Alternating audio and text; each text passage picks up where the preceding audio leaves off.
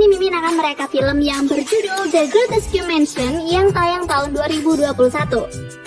Menceritakan seorang penulis webtoon yang datang ke sebuah apartemen dan di sana dia menemukan berbagai peristiwa aneh.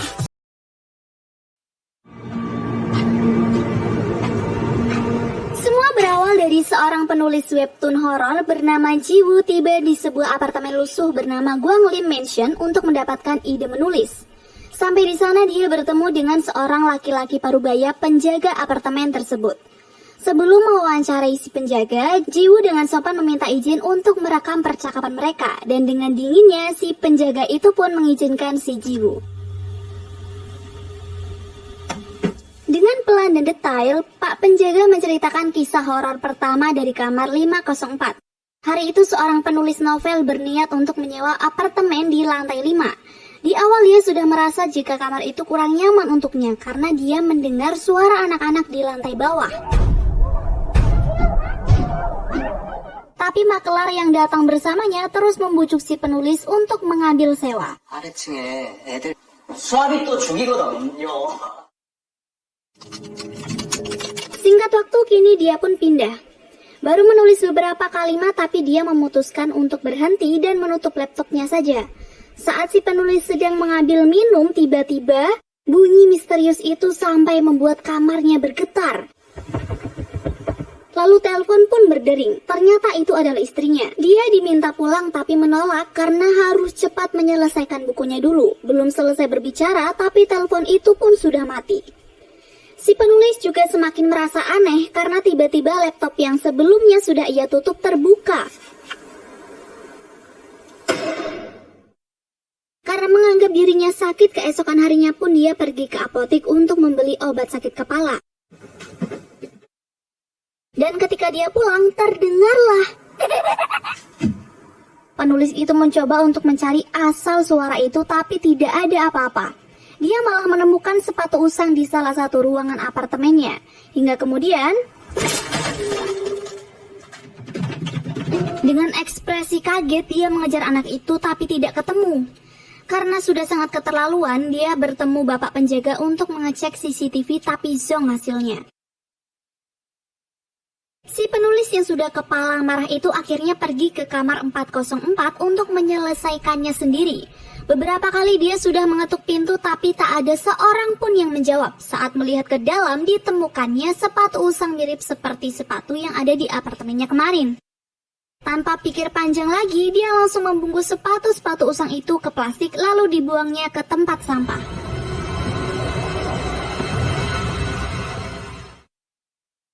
Selepas kejadian itu, malamnya si penulis tak bisa tidur tenang.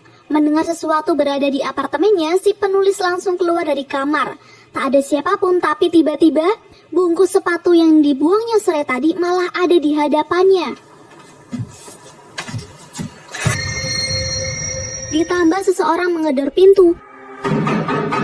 Setelah dicek, terlihatlah 3 anak sedang berdiri di luar sana dan si penulis yang kaget berjalan ke belakang lalu terjatuh di atas sepatu usang yang berserakan. Dan ia melihat begitu banyak hantu anak-anak bergelantung di atap kamar.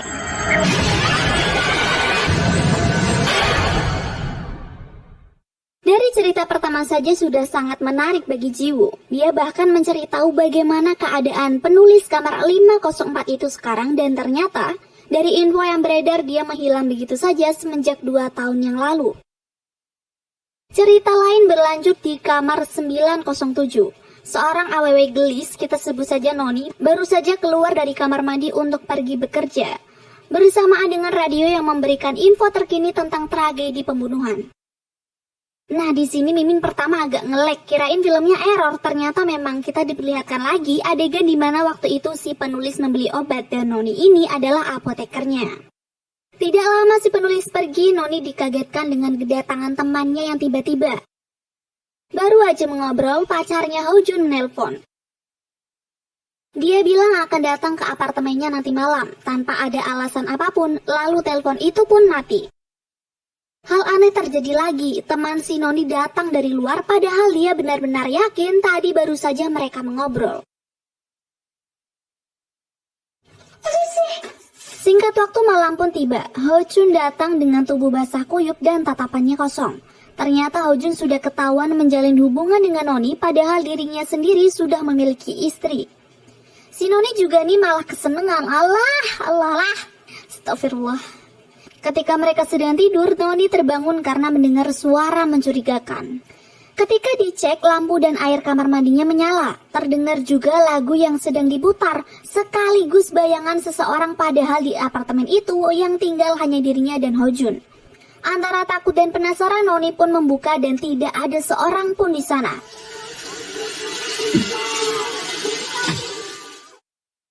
Esok harinya di apotik, 2 orang polisi mendatangi Noni. Mereka mencari Ho Chun yang sudah menjadi buronan karena telah melakukan pembunuhan terhadap keluarganya.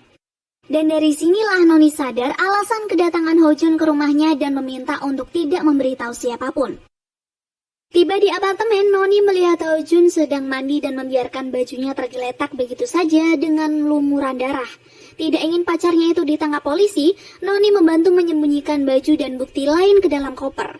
Noni yang sudah ketakutan itu dibuat bingung dengan Ho Chun yang tidak kunjung keluar dari kamar mandi. Radio berputar sendiri dan tiba-tiba seseorang mengetuk pintu dan itu adalah Ho Chun. Setelah memastikan yang di luar adalah Ho Chun yang asli, Noni langsung mengajaknya masuk dan meminta Ho Chun untuk mengecek kamar mandinya. Tapi yang terjadi di luar dugaan Noni. Dinding apartemen berlumuran darah tiba-tiba.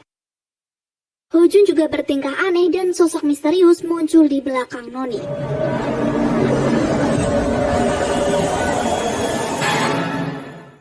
Beralih dari Noni yang akhirnya kita tidak tahu bagaimana nasibnya, ada si makelar yang mengeluh jika mencari uang sangatlah susah. Malam tiba, dia pun pulang dan makan malam bersama istri tercintanya. Agak mengkagetkan sih di sini teman-teman. Bagaimana tidak kalau istrinya ternyata seperti ini. Sakit nih orang sepertinya. Perempuan di dunia ini emang gak ada lagi. Melimpah bro. Dia mengobrol dan memberi hadiah layaknya istri bonekanya itu hidup. Di tengah malam makelar terbangun karena tempat cuci piringnya tersumbat. Air kotor terus keluar dari sana. Waktu diperiksa ada sebuah tali dompet persis seperti apa yang ada di meja sore tadi. Esoknya dia memanggil tukang untuk memperbaiki dan ditemukanlah rambut menggumpal. Kalau dipikir sih pasti bukan rambut si makelar apalagi istri bonekanya ya kan? Baru selesai bekerja dan mengobrol dengan seseorang di telepon, tempat cuci piring yang tadinya sudah dia cek baik-baik saja tiba-tiba rusak lagi. Teror pun dimulai. Si istri yang tidur terbungkus plastik di kasur hilang begitu saja. Gelang hadiah yang dipakaikan makelar pun tiba-tiba saja ada di lantai.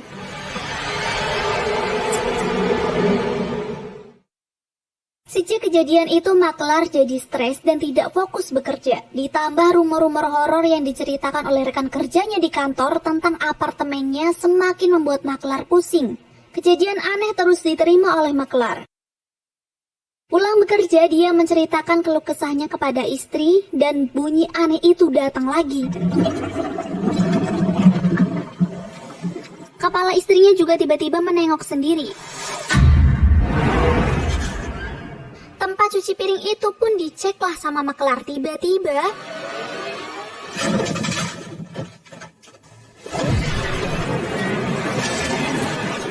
Karena takut makelar masuk ke suatu ruangan. Di dalam ruangan yang pengap karena mati lampu, istrinya itu muncul dari belakang. Selepas kejadian menyeramkan itu, makelar jadi stres. Sampai Jiwoo datang dan memberikan beberapa pertanyaan kenapa dia sampai menerima hal-hal mistis seperti itu.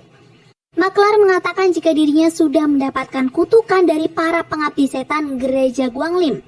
Dia juga bilang jika kutukan itu pasti akan dirasakan oleh yang lain, tapi Jiwoo tidak mendapatkan jawaban selanjutnya.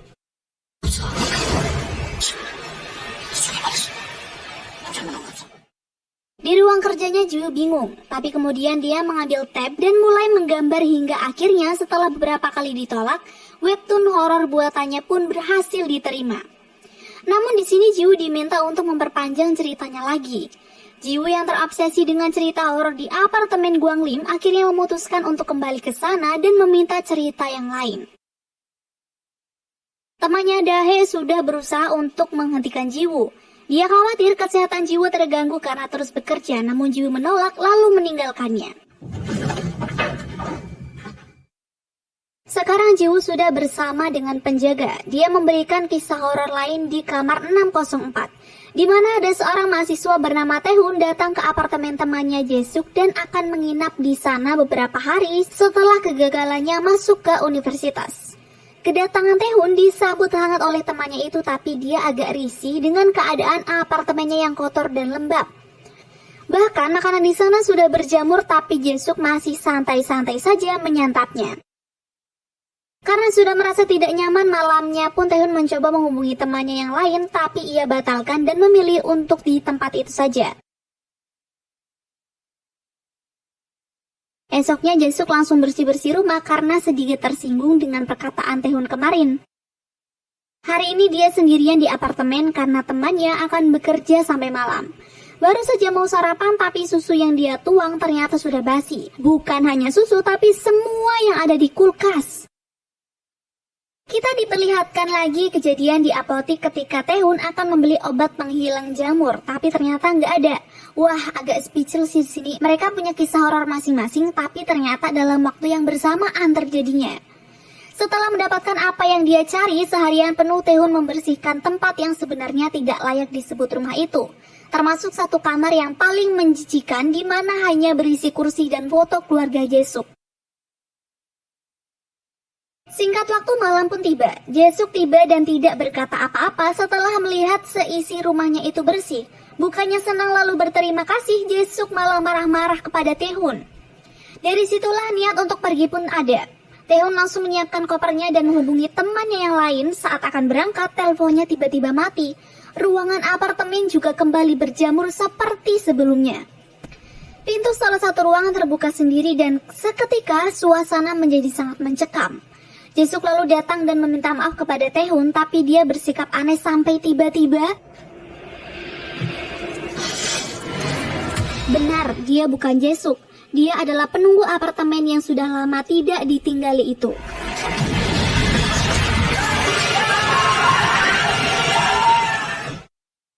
Jiwoo semakin penasaran kenapa kejadian-kejadian mengerikan itu terus terjadi. Dia menerka-nerka apakah benar jika apartemen Guanglim dibangun oleh para pengabdi setan di gereja yang disebutkan oleh maklar. Jawaban si penjaga hanya menyuruh Jiwoo untuk melihatnya sendiri sambil memberikan kunci. Di tempat lain, Dae temannya sedang merayakan seorang diri ulang tahun Jiwoo. Tapi lama-lama dia bosan juga dan iseng memutar rekaman yang dilakukan oleh Jiwoo di apartemen kemarin. Beberapa kali didengar, Dae mulai merasa ada yang aneh. Hasil rekaman itu hanya ada suara Jiwoo saja dan tidak ada suara si penjaga. Sudah pasti akan terjadi hal buruk kepada Jiwoo, Dae pun bergegas pergi untuk menyusul. Kembali lagi pada Jiwoo, sekarang dia akan menuju kamar 1504. Saat menggunakan lift, dia bertemu orang aneh yang terus menghadap tembok. Hingga ketika Jiwoo menengok, orang itu meliriknya dengan senyuman aneh. Jiwoo yang sudah ketakutan pun langsung keluar dari lift dan meninggalkan orang itu. Tapi tiba-tiba dia melihat di ujung koridor orang itu lari mengejarnya. Melihat ada lemari kosong, Jiwoo pun bersembunyi di sana dan memastikan orang itu benar-benar sudah pergi.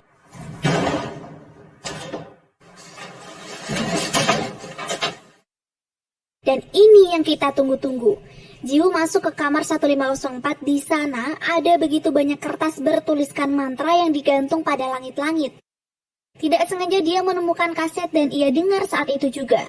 Dia mengetahui fakta bahwa si penjaga itu awalnya hanya orang asing yang masuk ke apartemen untuk mencari sesuatu. Waktu itu musim dingin. Penjaga datang bersama dengan adiknya untuk mencuri uang yang tersimpan di bangunan pengabdi setan itu. Sang adik sudah beberapa kali merasa ada hal aneh di sana dan membujuk kakaknya untuk pergi saja. Tapi si kakak menolak karena uang itu harus ia dapatkan demi biaya operasi ibu mereka. Menggunakan perkakas yang dibawa, mereka pun masuk. Adik yang pertama kali menemukan lemari dibuat kaget oleh lendir dan rambut seorang wanita. Karena sudah sangat takut, dia meminta untuk pulang saja, tapi kakaknya yang bebal dan gila uang terus mencari kunci untuk membuka lemari tersebut. Dan ditemukanlah jasad ketua pemujaan. Entah tahu dari mana si kakak main buka mulut jasad itu dan menemukan kuncinya. Saat dibuka lemari itu, tumpukan uang benar-benar ada di sana. Sambil berteriak senang, kakak langsung memasukkan uang tersebut ke dalam tas. Sedangkan si adik hanya diam dan mengajak kakaknya pergi karena mendengar lonceng gelang kaki si pemuja. Secara bersamaan kakaknya juga tiba-tiba hilang. Dalam situasi mencekam itu, si adik bergegas pergi dan tidak lupa membawa uangnya kembali ke mobil.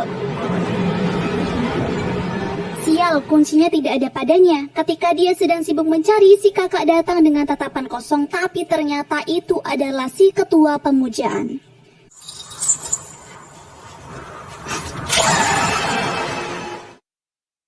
Scene selanjutnya, Jiwoo terjebak dalam lemari karena tiba-tiba ketua pemujaan datang mengagetkannya.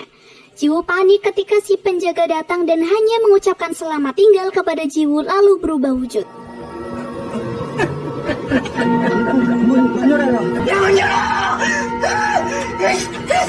Dan inilah nasib akhir si Jiwoo yang asli.